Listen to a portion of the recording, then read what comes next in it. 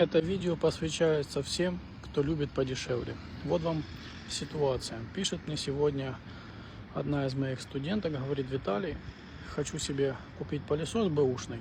Вот нашла сайт на Allegro и продают 10 через 2 за 1150 злотых. Стоит ли его брать? Ну, типа там написано в описании, что он там пару раз пользованный, у него там есть фактура и все дела.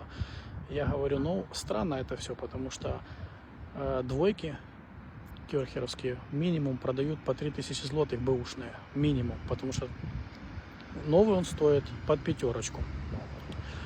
Ну и что выяснилось?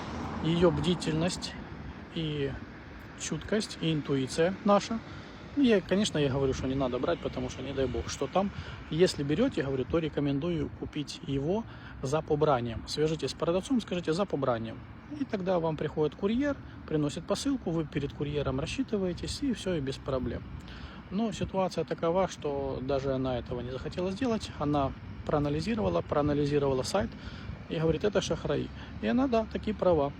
Потому что ссылка идет, я вам сейчас покажу это видео, фото. И она как раз идет ссылка на действительно на какой-то поддельный OLX страницу.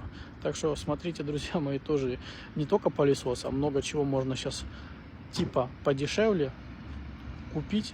Ну а по итогу потом и ни пылесоса, и ни денег. Берегите себя.